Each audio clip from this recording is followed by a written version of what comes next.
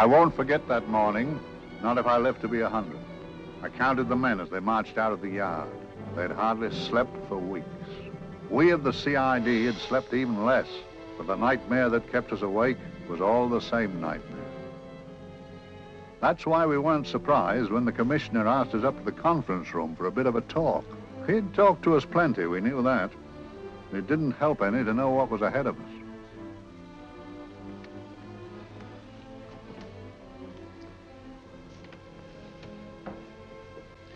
Must we have that window open, Gregson? Oh, shut it if you want to. Chief will be in enough of a temper without having a ruddy blast down the back of his neck.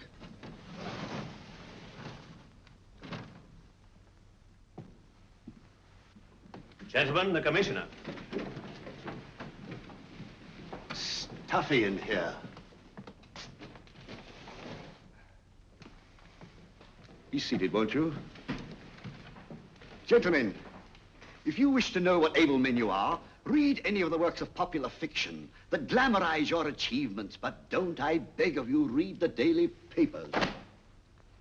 They might give you an inferiority complex. I hate to mention it, but we're confronted with a series of the most atrocious murders since Jack the Ripper. And in the meantime, the CID might as well be playing at shove-halfpenny for all the good we've accomplished. Now look. Here, here, and here. Each of these red flags scattered through the city stands for a woman brutally murdered, a woman's terror, a woman's death agony. These are no ordinary crimes. These are the works of a fiend who kills first and mutilates afterwards.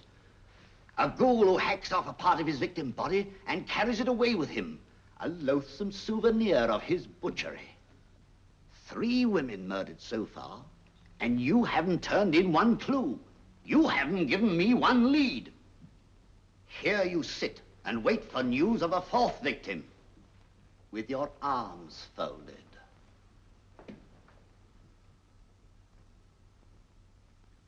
Well, we hadn't long to wait. It was down Lambeth Way where a young woman was hurrying home late last night. She saw something and stopped.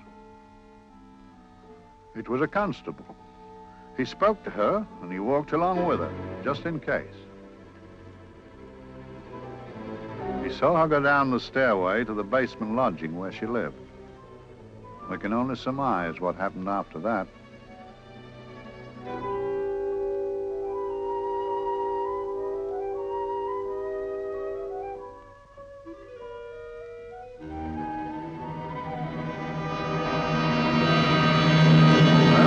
My pride in my pocket and went to see the man who'd so often helped out Inspector Lestrade and myself in the past, Mr. Sherlock Holmes.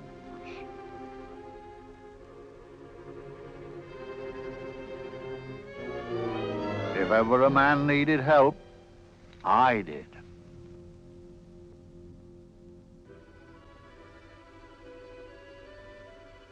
This makes 4, Inspector. 4 defenseless women here in the heart of London. And everyone with the right forefinger hacked off. Not hacked, Inspector Gregson. Cleanly, expertly severed. The work of a skilled surgeon. That's our only clue. Much about the age of my sister's girl. Is there no way of stopping this, Mr. Holmes? Yes. There's a way, somehow. The fiend that did this. I promise. I promise. We've nothing to go on. That's the rotten part of it. We can't get far without knowing the motive. Well, at least we know what the motives were not. It wasn't robbery, nor passion, thanks be, nor yet vengeance. Because they all came of totally unrelated families. Steady, Inspector, steady. Sorry, Mr. Holmes. I don't turn a hair when it's a bloke that can look after himself. A little slip of a thing like that. Yes, it's horrible. Come on, let's get a drink.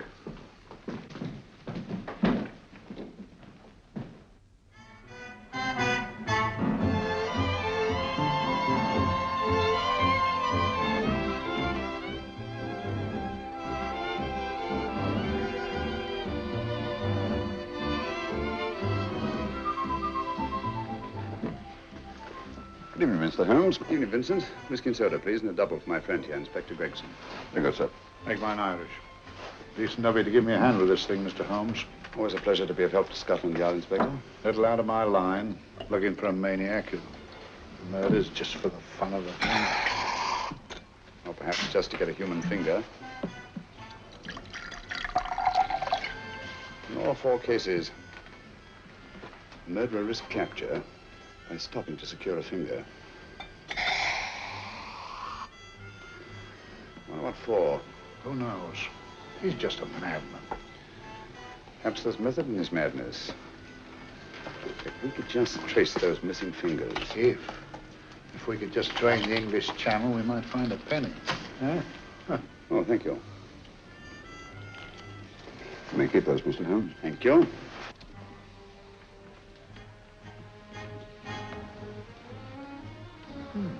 Sir George Fenwick, isn't it? Yes. Is that his daughter with him? Don't be so naive, Inspector. You know everyone, don't you, darling? Well, hardly. A week ago, I didn't know you. A week. How fast it's gone.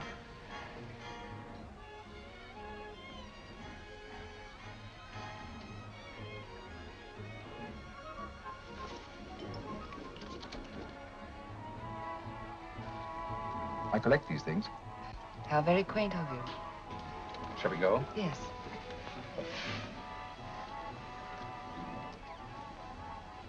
What are you looking at, Mr. Holmes?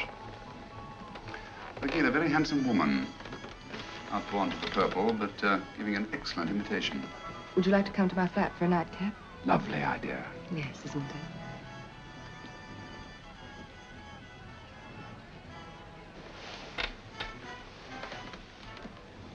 I wonder where she's taking Sir George Fenwick. Don't be so naive, Mr. Holmes.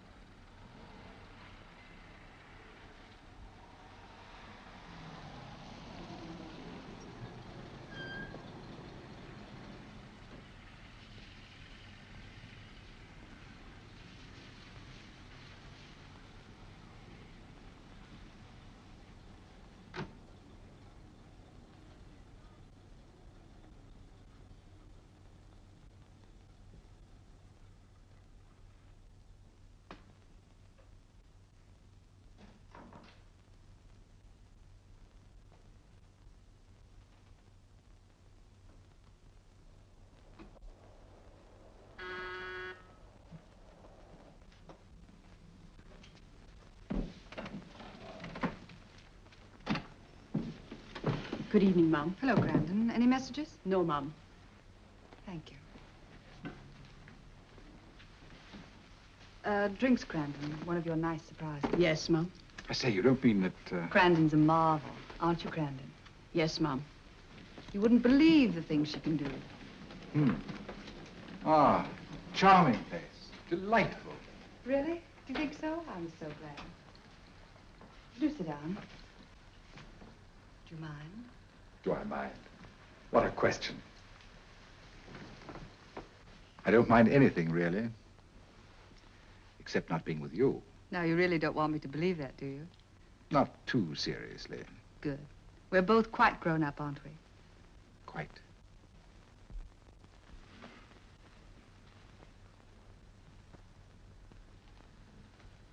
You're a treasure, Grandon.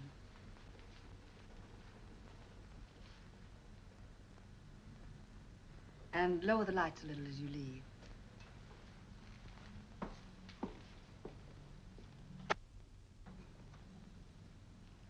I prefer a more flattering light.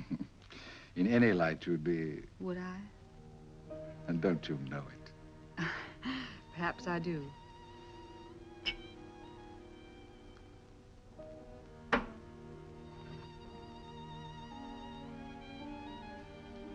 Oh, that priceless woman. You wouldn't believe it, but she's absurdly romantic.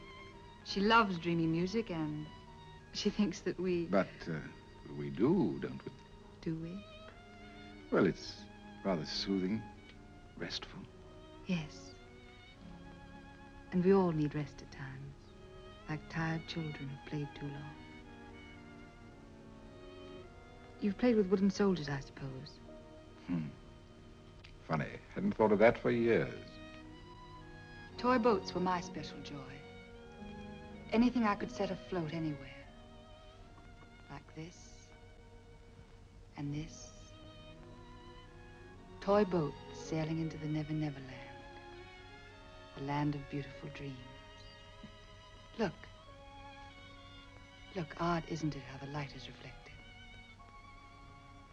Little specks of light that move and move, like stars on a slowly moving stream. You know, Holmes, I'm very sensitive to atmosphere. No? Yes, I can tell by the feel of this room there's been a murder committed here. It may interest you to know, my dear fellow, it was the other side of that door at the foot of the stairs that the poor girl was murdered. If only I could find it. Find what? The one thing these unfortunate victims have in common that might give us a motive for these murders. There must be something. Another Jack the Ripper, if you ask me, a homicidal maniac. No, Watson. In the case of Jack the Ripper, there was one thing in common. His victims were all from one walk of life, living in the same section of the city. In this case, the murderer chooses his victims from all walks of life and from different sections of the city. No, my dear fellow, this is not the work of a homicidal maniac. It's something infinitely more sinister. Give me the creeps. What on earth are you talking about? Watson, I'm convinced that these murders are only incidental to some larger and more diabolical scheme. That may be, but why the severed fingers? The answer to that question, my dear fellow, is our only hope of solving these mysteries. Dear sister, I am so happy. I had such a lovely holiday at Brighton with you and Alf. And I'm looking forward to being with you again. Poor little thing. Sort of raises a lump in your throat. I can picture her sitting here happily writing this letter. And I'm not bit realizing that she's shortly going to her death. Hello? Gregson. Oh, there you are, Mr. Holmes. I've been looking for you everywhere. What's happened? Murder in Edgware Road, not half an hour ago. Woman? Yes. And the right forefinger cut off clean.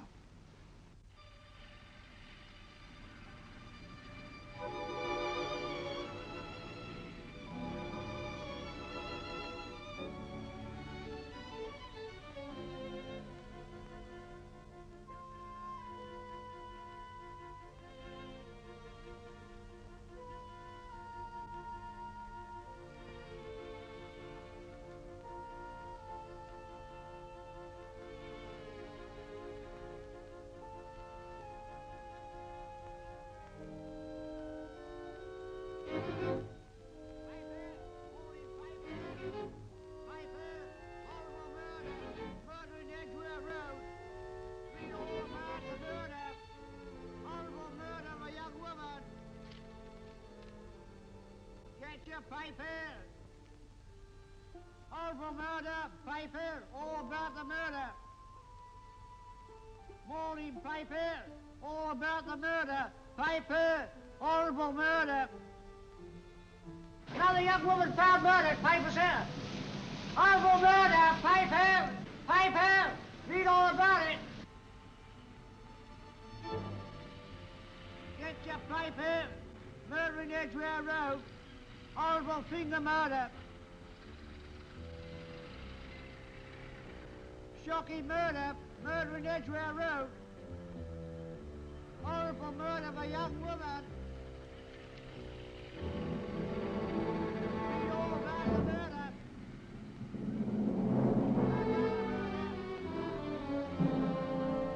Only fancy, Mum. There's been another of those horrible murders. Dear, dear, how shocking. Yes, Mum. I really don't feel quite safe here myself. Oh, dear.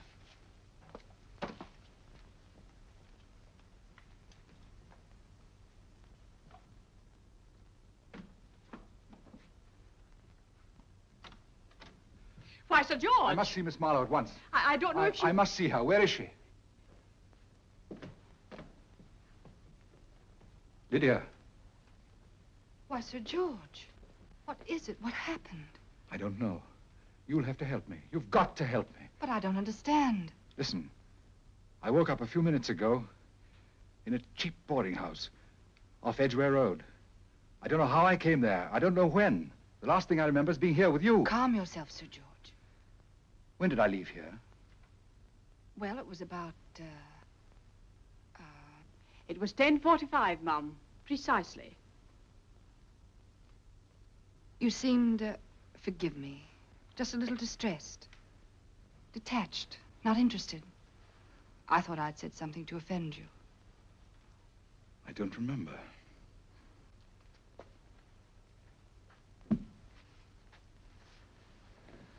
I can't remember.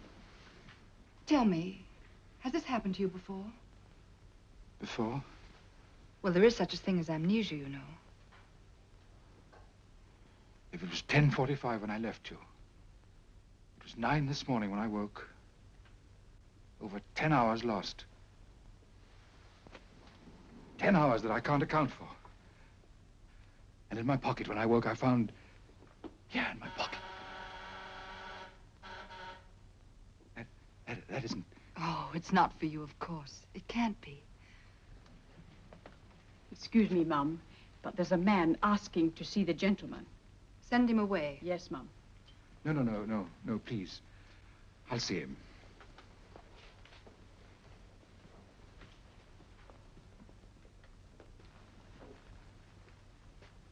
Well? Delightful room. Not much like the place you woke up in this morning. You followed me here? Yes. Are you a detective? Oh, no. Quite the contrary. Don't be afraid, Sir George. You know my name? Oh, yes. A very old and highly honored name. And being the bearer of such a name, and also a very wealthy man, I thought you might care to possess yourself of this trifle. Rather than let it fall into the hands of the police. It is yours, if I'm not mistaken. The initials, GF. Where did you get this? It came out of your pocket. I saw it fall, but you never noticed. You were very busy, bending over something with a knife. Then you put something in your pocket.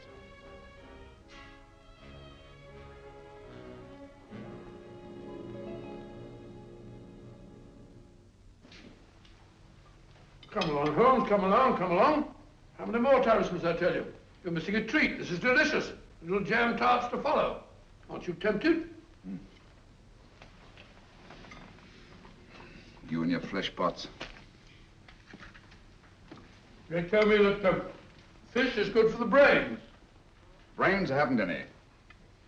You realize that a whole day and a night have gone by since that bestial affair in Edgware Road? I'm as much in the dark as ever.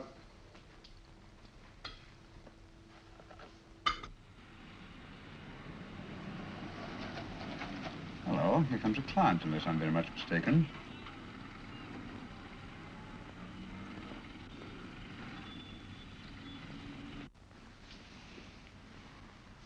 Well, attractive. Very attractive.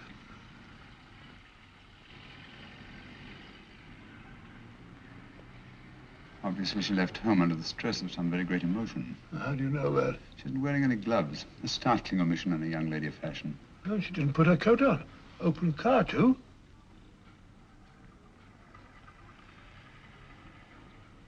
Furthermore, there's something in that bag she wants to show me. What makes you say that? The bag doesn't match her dress, indicating it was picked for size rather than style, to accommodate some bulky object.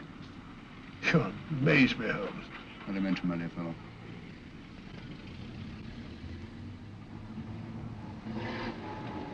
Well, that's interesting. What is? A cab, turning at the empty house. I wonder why he followed her here. Oh, wouldn't you? Quite possibly with glasses.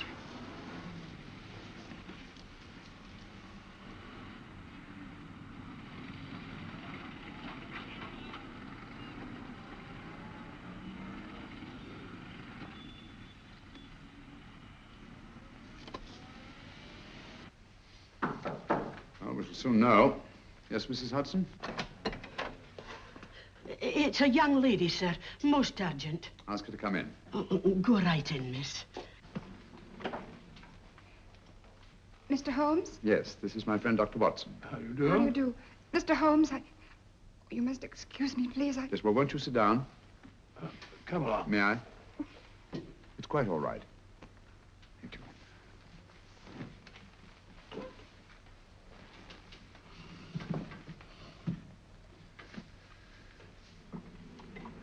Now try to control yourself, Miss Fenwick. You're with friends. You know my name? No magic, I assure you. I've often seen your picture. You're the daughter of Sir George Fenwick, aren't you? Yes. It's about my father that I... What about your father, Miss Fenwick? Oh, I don't know what to do. He's always been the nicest, dearest person. Only since Mother died. Yes, we do. We know. So I didn't think anything of it when he was away all night before last. But he didn't come home until yesterday at tea time. Didn't come in for dinner at all. Just paced up and down in the library hour after hour. I begged him to let me in, but he wouldn't. Steady, steady. Now take your time. I couldn't sleep a wink last night. Then I started hearing things. Hearing things? What sort of things? I heard someone in the garden underneath my window. Then I saw a figure moving down the garden path. And I recognized my father. Stealing through his own garden like a thief.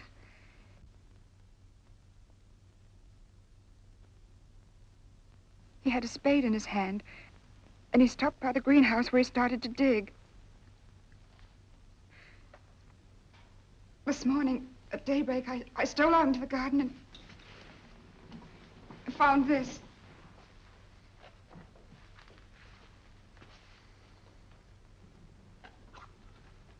A finger. A human finger. Ring up Scotland Yard, will you, Watson? Ask them to get hold of Inspector Gregson and tell him to meet us at once at George Fenwick's house, Kingston. Operator, get me Scotland Yard quick. Where's my father, Norris? He's still in the library, miss. Thank you. We'll see him right away. Will you come with me, please? Thank you. I got your message, Mr. Holmes. Yes, indeed. Dad, may I come in? Dad. That's funny. He doesn't answer. Do you mind? Please do. Thank you. Watson, quick. Oh, Come along, no, my dear. no, no. Take charge, Miss Fenwick, please. Sorry, sir. Now, miss, please. Please come along with me.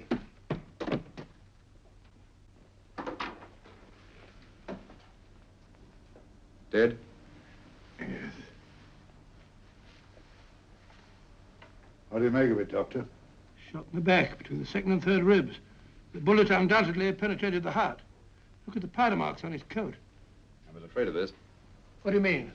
Don't you remember the man in the cab who followed Miss Fenwick to Baker Street? Well, you don't think he had anything to do with it, do you? I think it's reasonable to assume that he tipped off someone that I'd been sent for. Sir George has obviously been murdered to keep him from telling me what he knew. What was the weapon used? Small caliber revolver, point blank range by the look of the wound. The murderer came in through those French windows. The mud from the garden he brought in on his boots. Sir George must have surprised the intruder. Passed the room to him here. What follows we can't tell. But from the location of the wound, I'd say that he turned his back for a moment, and as he turned, the muzzle of the revolver was placed between his ribs and one muffled shot fired.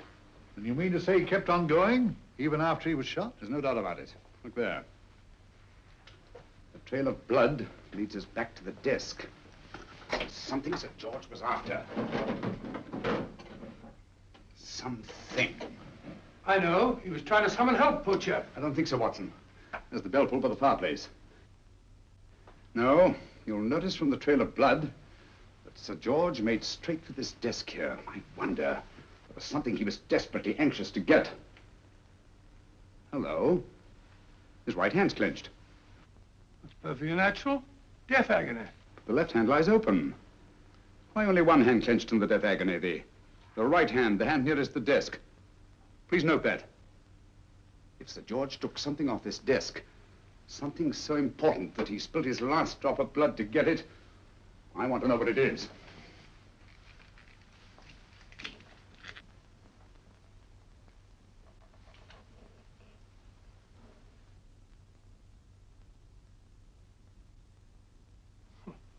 Nothing but an ordinary match folder. Where does that lead us? I imagine to something very important, Gregson.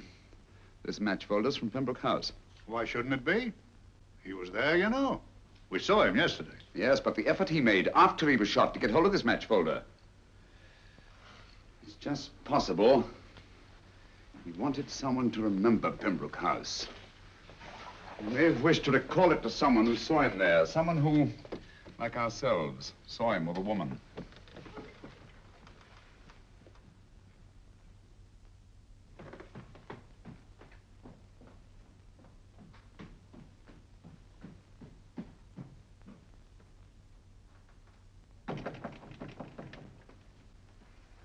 Come in.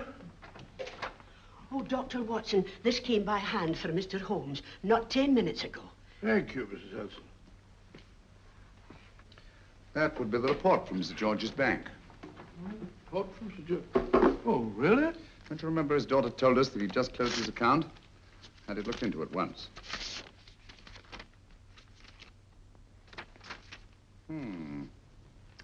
He drew out his entire balance in cash, nearly £10,000, yesterday, just after that young woman was murdered. What does that suggest to you, Watson? That he paid it out to someone. Precisely. I smell the faint, sweet odor of blackmail. You don't think he paid it out to someone who saw him murder the McLean woman? Sir George never murdered anyone. But he did have that woman's finger, and he empty did have and pay out a lot of cash. That's the terrifying part about blackmail, Watson. The victim is afraid to fight the accusation, no matter how false. Once the accusation is made, his name is smeared, and sometimes his life is ruined. Well, Sir George didn't commit these murders. What fiend did? I rather think they're not the work of any one man. Oh, come, Holmes. You don't expect me to believe there's a whole organization going about killing people and chopping off their fingers? No, it's possible, quite possible. Well, whoever's behind all this thing must be out of his mind. On the contrary, my dear fellow, if my assumptions are correct, this little scheme has behind it the most brilliant and ruthless intellect the world has ever known. You don't mean Professor Moriarty? I do. Oh, steady, Holmes. You've got him on the brain. This is the third time in as many months you've suspected him of unsolved crimes. He's dead, you know. Is he? Is he? You know he is. He was hanged in Montevideo, well, over a year ago. I know that someone was hanged in Montevideo under that name. But I'll stake my reputation that Moriarty is alive and here, now in London. Hello? Yes, but Dr. Watson, wait a minute. Me? Oh, yes? This is Dr. Watson speaking. No, I'm afraid I've retired. I don't practice anymore. What? Oh, that's a different thing. An emergency case. Well, just a minute. Yes? Yes, well, see, she's not moved. Remember that? Don't touch her till I get there. Fractured case in McCardle's Mews. Heavy woman. 14 stone. Oh. Look at dust. 14 stone. Just the sort of person who would hoist herself up on a stool to feed the canary. There ought to be a law against fat people keeping little dicky birds. Well, so long, old man. I shan't be very long. Haven't used that bag since I brought little Amelia. What's her name in the world? She grew up to be a very unattractive child. Oh, who wouldn't with a name like Amelia? Oh, Amelia. Amelia.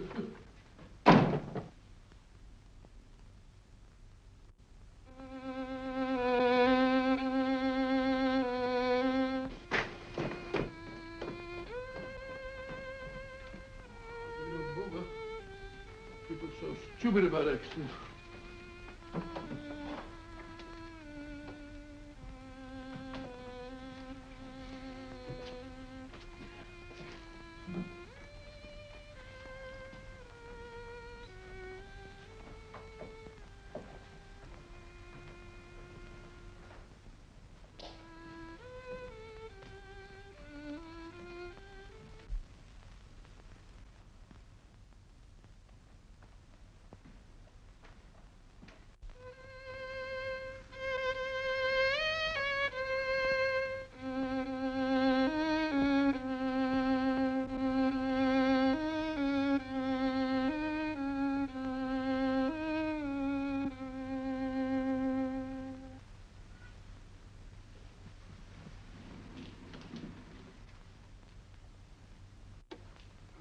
Professor Moriarty. Not that I wish to appear inquisitive, but to what am I indebted for the pleasure of this visit? Scotland Yard will be interested. It's very convenient for me to have Scotland Yard think that I'm still dead in Montevideo. I never dreamed of fooling you. Thank you. The thought occurs to me, Mr. Holmes, that there are some advantages in living within the law. You are very comfortably fixed here, aren't you? As I get on in life, the little comforts appeal to me more and more. Oh, I beg your pardon. Won't you sit down? Thank you.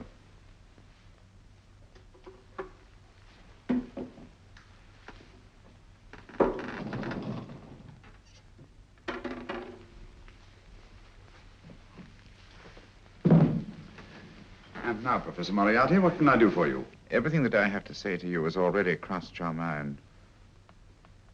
And my answer has no doubt crossed yours. That's final? What do you think? I shall not rest until you are hanged for the finger murders. You've no proof, you know. No, not a shred. But I have you. I could turn you over to the police here and now. You could. But if you did, you'd never see Dr. Watson again. Oh, the telephone call. Quite. I rather assumed you had taken some such precaution. Or I should have snatched up a revolver and indulged in a fit of heroics when you came in. Very smart, aren't you? Not smart enough. Or I should have anticipated you. But if any harm comes to Dr. Watson, I shall seek you out. I shall not rest until I find you, and when I do... No harm will come to Dr. Watson this time. But I can't answer for the future. Mr. Holmes, I should strongly advise you to drop this case. Don't be silly. Think it over. We've had many encounters in the past. You hope to place me on the gallows. I tell you, I shall never stand up on the gallows. But if you are instrumental in any way in bringing about my destruction, you will not be alive to enjoy your satisfaction. And we shall walk together through the gates of eternity, hand in hand. What a charming picture that would make. Yes, wouldn't it? You know, I really think it might be worth it.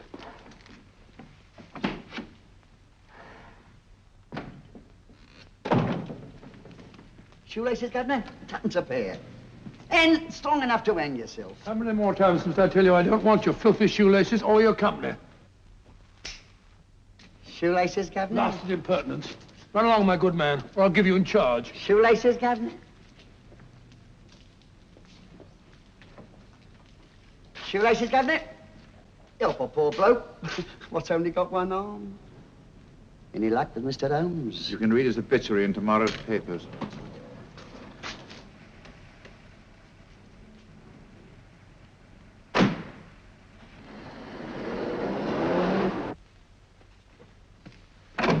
Oh, there you are, Watson. Come in. I was, just going out to look for you. Look for me what for? Suppose you don't think I know my way about. Well, you're right, I don't. Blast all practical jokers anyhow. Know where I've been? On a wild goose chase. Exactly. There's no such number in McCardle's Muse. Some fool's idea of a joke.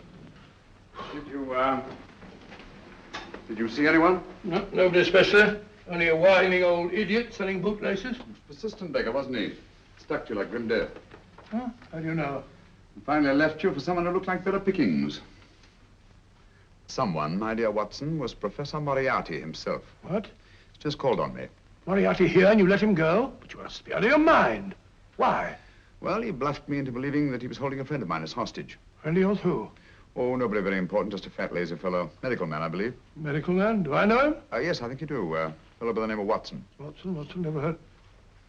Who, me? I'm afraid so, old fellow.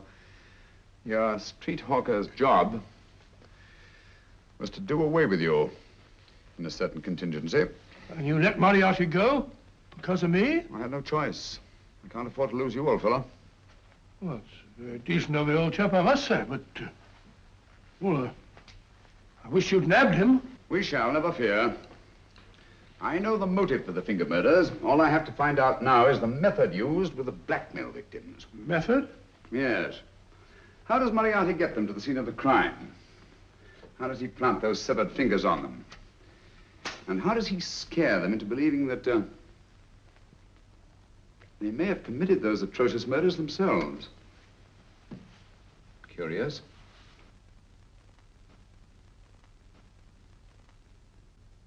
Very curious. Huh? Curious? What's curious? That window in the empty house across the street. First floor front. Huh? What's wrong with it? It's open. Why shouldn't it be open? Well, it wasn't open half an hour ago. I'll stake my life on that. Oh, it's not our business. Let it stay open. I wonder if you'd go over, old fellow, and see what's the matter. Oh, trespassing. Against the law. Very well, I'll go myself. Oh, well, if you're going to put it like that, ridiculous waste of time. Going about shutting windows at this hour of the night. Yeah, you better take this torch. Well, take what? Dignified job for a doctor. Dr. Watson, the torchbearer.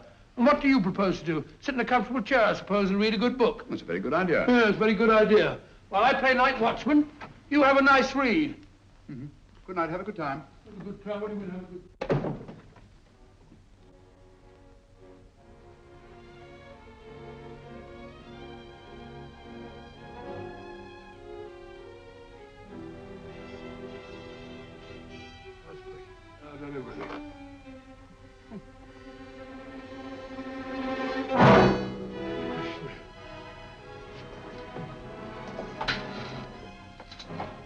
What is for? Oh, umbrella stand. Pretty little thing to keep about the house. Must have been a pet.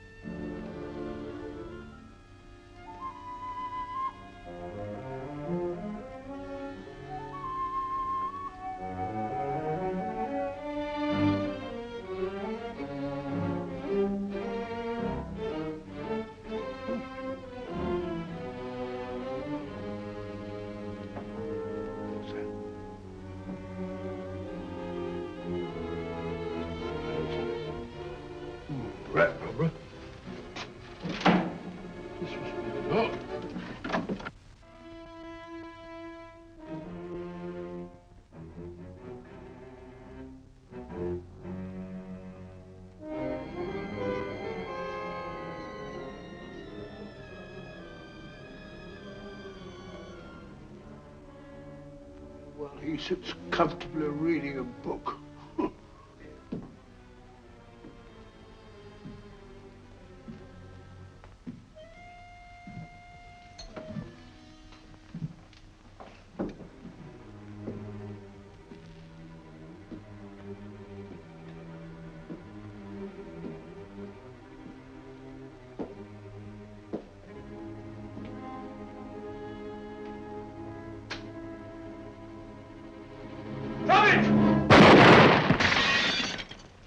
He killed Holmes!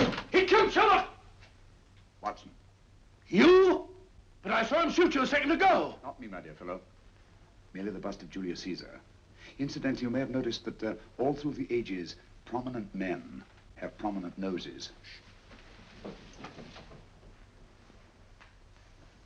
Oh, I'm afraid we're in for terrible trouble again with Mrs. Hudson. Windows smashed, plaster all over the floor. Get up, you.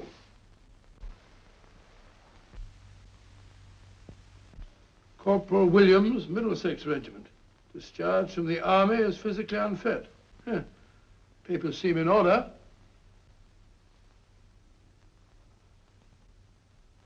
Now, Corporal Williams, you've seen service in the Far East, haven't you? The East? I thought so. Look at his complexion, Watson. Yellow as saffron. He's been taking antibrine. Cure for malaria. Sniper, aren't you? Sniper. Hmm. Why did you try to kill me? I had to kill him. I had to. Oh, snap out of it. Stop it, Watson. He's shamming. No, he isn't. Who told you to kill me? She told me. She told you? She told me I couldn't miss. Well, luckily you did miss, you murderer. He isn't a murderer, Watson. Listen, Corporal Williams.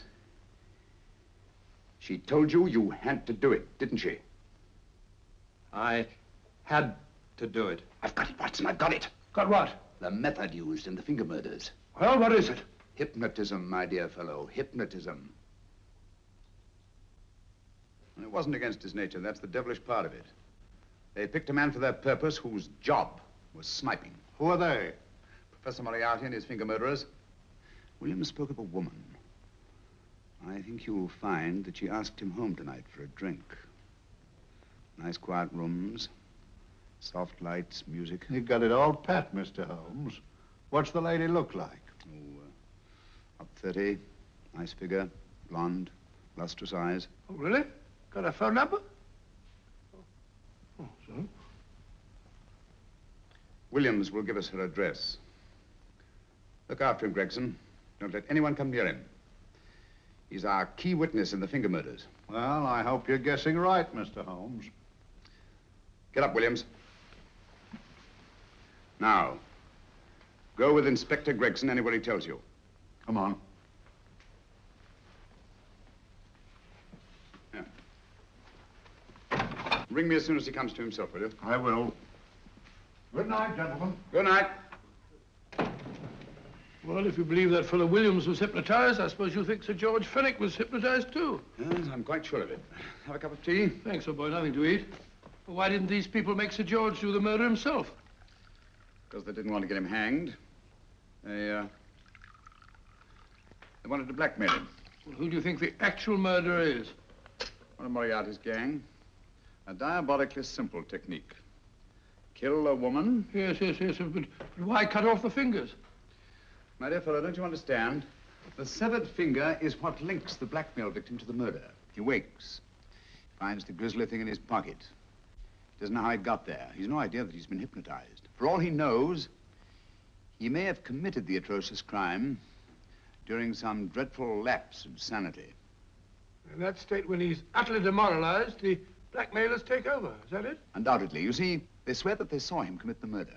And being human, the victim will pay anything rather than stand trial on a charge that will make his very name loathsome. Oh, it all fits in if you believe in hypnotism. The only possible explanation. You think the hypnotist is that woman with the blonde hair and the lustrous eyes, the woman you invented? I didn't invent her. I saw her. What on earth are you talking about? That woman, my dear Watson, was with Sir George when he left Pembroke House. I saw her there. I shall see her again, and Williams will lead me to her. That's why it's so important to keep him safe. He will identify her.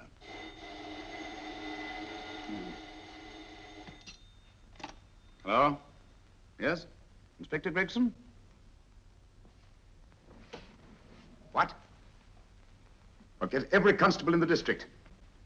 Yes, I'll be over at once. What's happened, Holmes? Williams is missing. Great Scott! Come on.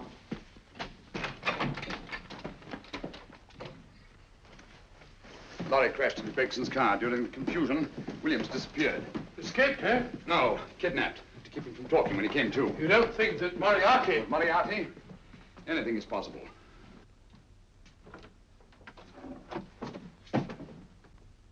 Williams! Dead. You see, anything is possible.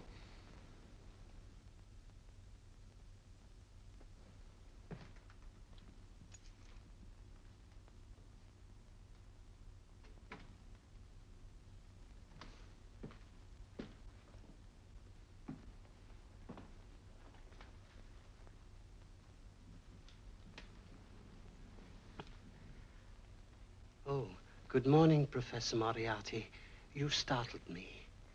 I'm dressing another dolly, a dear little nurse. Is there anything wrong with your finger? Just a splinter. Nasty thing, splinters. Most trying.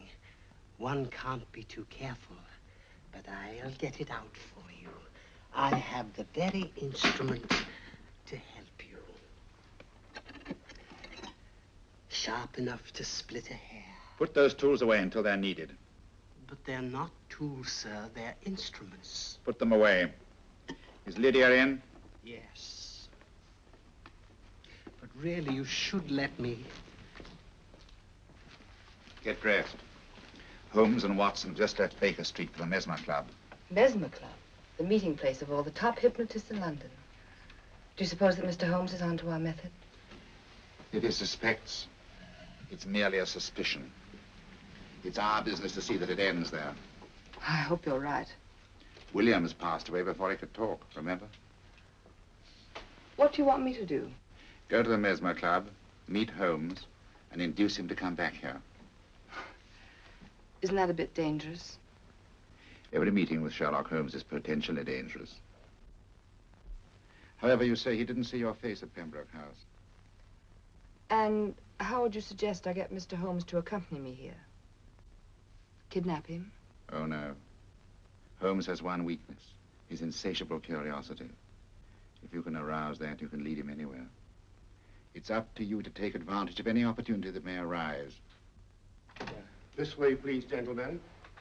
I'll tell Dr. Onslow that you're here. Thank you. So this is the Mesmer Club. If you ask me, hypnotism is a lot of mumbo-jumbo. Oh, come now, Watson. As a medical man, you must admit that hypnotism has its place in modern science. That may be, but 90% of hypnotists are crooks of the worst kind.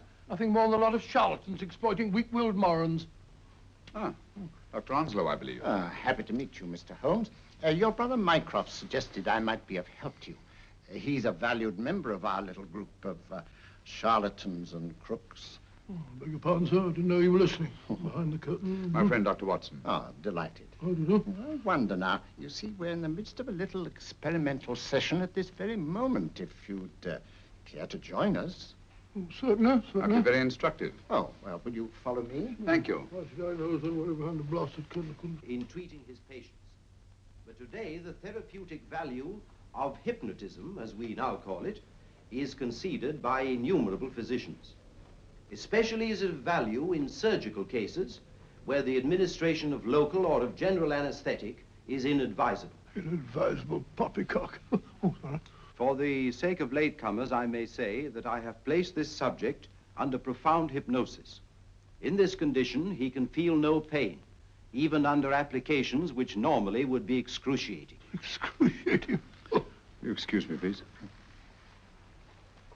Carter, you are having a peaceful sleep. You feel nothing. Your arms and your hands are without sensation. Mowbray, the long needle.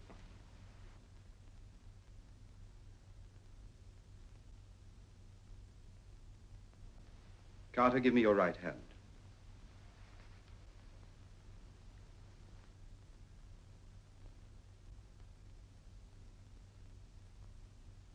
As you observe, the needle has been thrust completely through the subject's hand. No feeling, no pain. This lack of feeling is the one infallible test of profound hypnosis. Nonsense. Fellow's full of drugs. Oh, isn't he? Definitely not, Doctor. Wake up, Carter, wake up. You feel well and rested, remember. No pain anywhere. Wake up, wake up. I say, when are you going to begin? All through, Carter. Stand up. This way, sir. And, are these all the people that come here? Oh, no. Others keep dropping in all the time. I suppose it's all right for those who believe in it, but of course, I'm a professional man myself. Then you don't believe in hypnotism, Dr. Watson? Oh, I don't deny that there are certain types of hysterical, feeble-minded people who go under if you point your finger at them. But anyone with an ounce of character... How right you are. You see right through our little artifices, don't you, Doctor? Right through, my dear sir. Right through. Right so. But with the feeble-minded, as you say... excuse us, Mr. Holmes. Certainly. Step over here, won't you? Certainly, sir. Anything to oblige. Let me show you how easily we charlatans take advantage of them. Now, sit down, Doctor. Now, we set a thing like this in motion. It's wonderful, the attraction on the feeble-minded, of course. The continuous motion, if they just let themselves follow it. Of course, you could stare at it till doomsday, Dr. Watson, with no effect at all. Still, it might make you a little drowsy, like the white ribbon of road at night when you're driving. The rhythm is smooth, unbroken, and the road goes on and on, round and round, always the same, winding and winding. And you're drowsy, you're tired. Let the road come into you, as it were. The long road, the smooth road, the road to sleep. Sleep.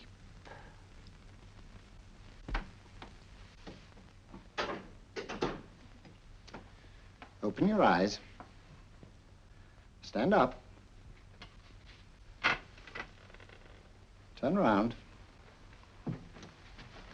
And now, Dr. Watson, you're on a holiday in Scotland. The country is amazingly beautiful. We're coming to a stream. It isn't deep. Better take your shoes and socks off.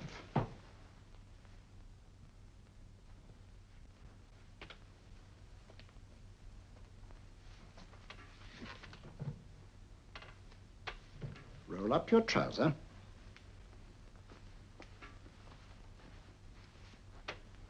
That will do. The other leg is waterproof. Turn around. Mind the pebbles.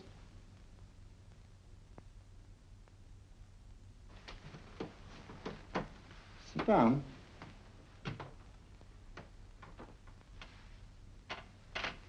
Wake up now.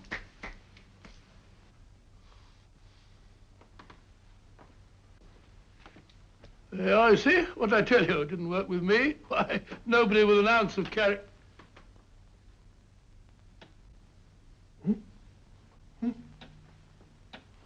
I think you'll need these.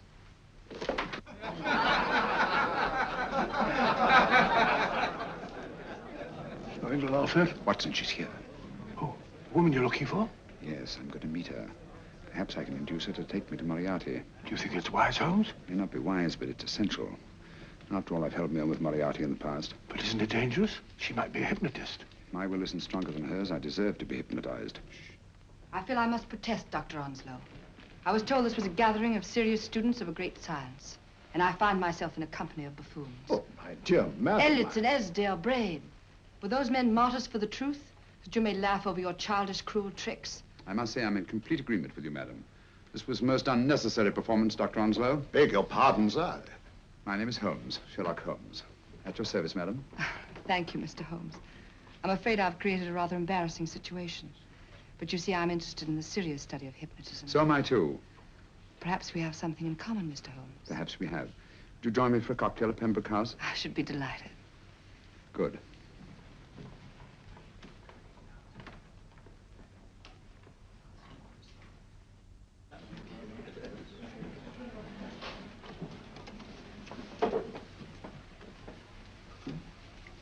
Thank you.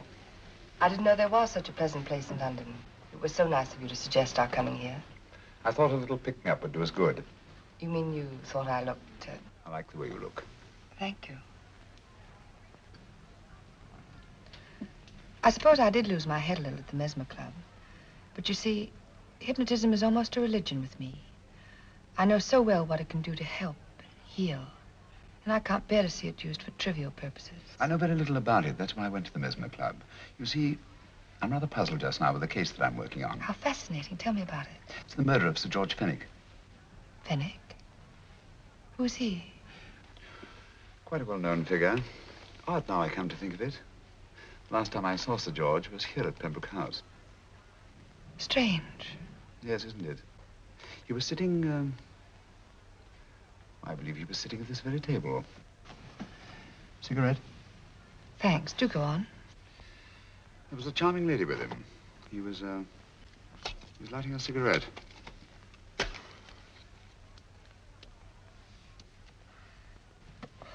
Charming. Did you see her face? No, worse like. Merely her back. How unenterprising of you. Yes, wasn't it? Afraid I'm getting a little older. I shouldn't say so. That's nice of you. Still, the first time in my life, I've got hold of a case that's beyond me. I'm actually losing sleep over it. You know, Mr. Holmes, I believe I could help you. Really? I should be very grateful. You're amused. Oh, merely skeptical. How would you go about it? I've used hypnotism more than once in healing. Not for profit. I'm not a professional. But I do think I could help you. If you'd care to... I can't think of a pleasanter experience.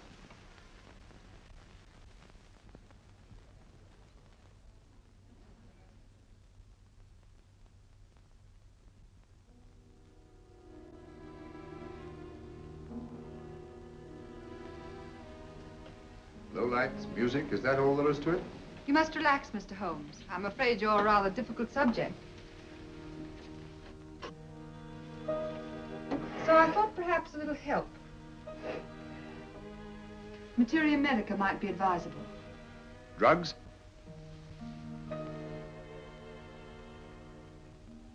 No, I'd rather not, if you don't mind. As a matter of fact, I'd rather not myself. But Schrenk-Notzing, he practiced in Munich, you know. Believed it the best means for difficult subjects. Do you mind? Well, as a matter of fact, I don't approve of sedatives. Just as you wish. We don't have to go on with this at all, you know. Wait a minute. Wait a minute. All right. I'll take a chance. It's really quite harmless. What is it? Cannabis japonica, an oriental soporific. You'll need water.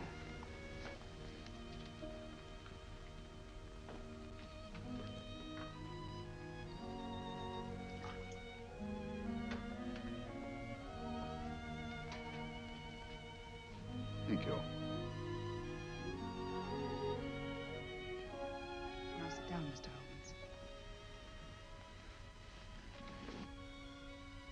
Holmes. You'll feel yourself growing drowsy. Don't fight it. Give in to it. Because you do want to sleep, you know. Just fix your eyes on this one white flower floating on the water. Empty your mind of every other thought. Follow the motion of the water. So smooth, not a ripple. Waters of forgetfulness. Steady, deep, strong. Strange, isn't it? How the light is reflected. Little specks of light that move and move.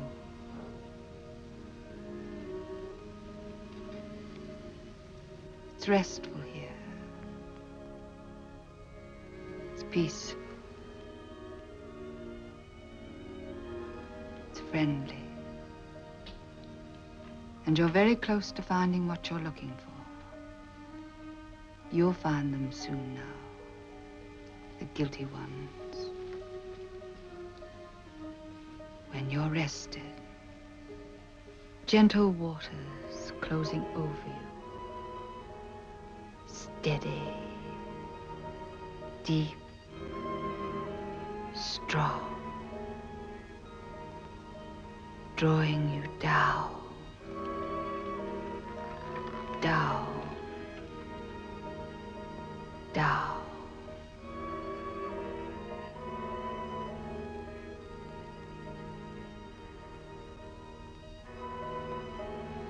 Sleep. Sleep. Sleep.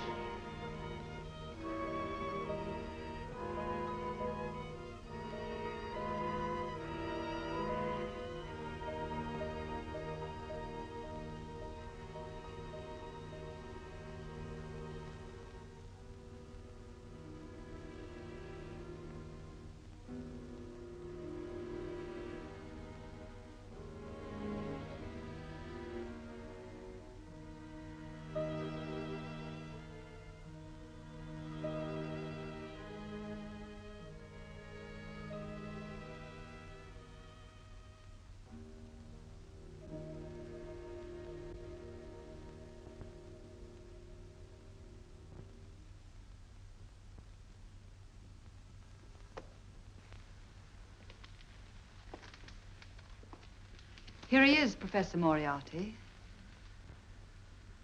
Stand up, Mr. Holmes.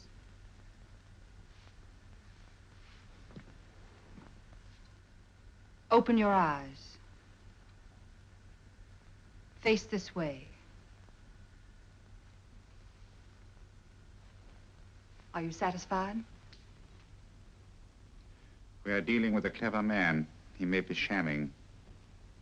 There's just one infallible test for profound hypnosis. You ready, Dr. Simnel?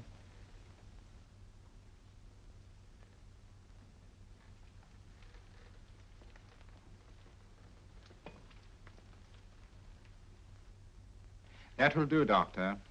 He couldn't fake insensibility to the knife. I congratulate you, Lydia. Turn round, Mr. Holmes. Now walk to the desk.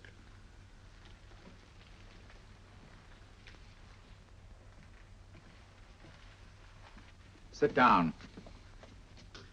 Take that pen and write what I tell you to write. I have at last found a case which I cannot solve.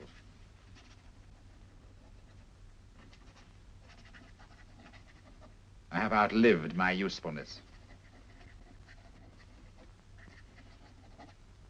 Therefore, I have decided to end my life.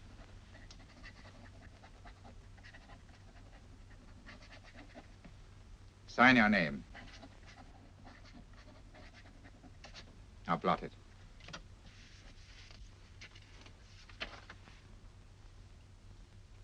Fold it up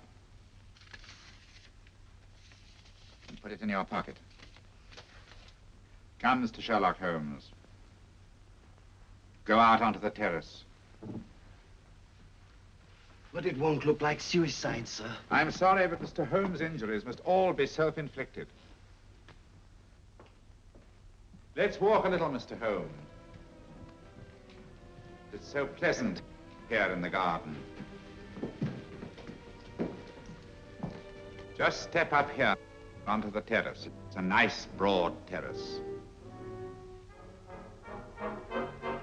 Now turn to the left and walk slowly to the end of the terrace.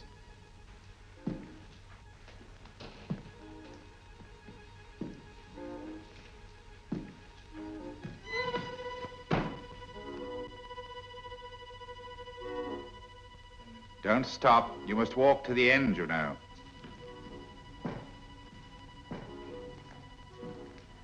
The end leads to an open doorway. You can pass through it in perfect safety. In the room beyond the doorway, you'll find what you've been looking for. Must you drag this on? This is the moment I've been anticipating for a long time, my dear. Go on, Mr. Holmes.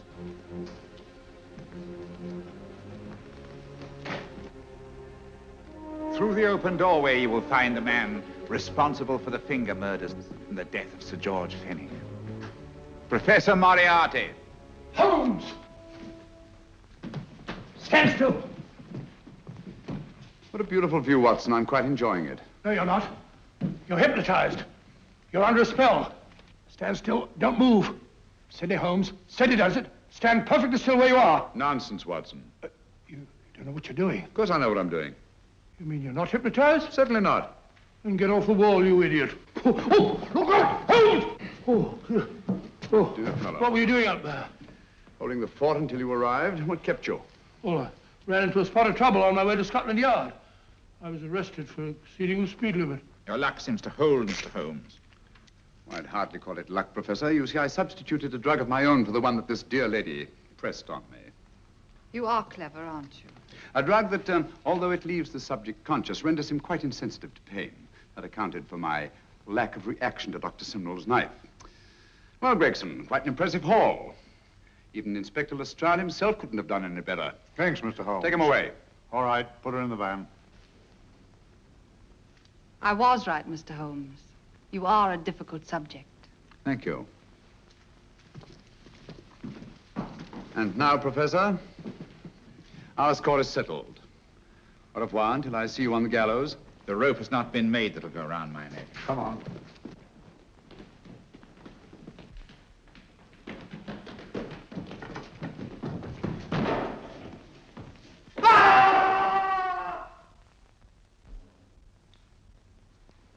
take care of things, Mr. Holmes. Thank you, Inspector. Come on. An evil man, Holmes, but what a horrible death. Better than he deserved. What are you thinking of? I'm thinking of all the women who can come and go in safety in the streets of London tonight. The stars keep watch in their heavens. And in our own little way, we too, old friend, are privileged to watch over our city.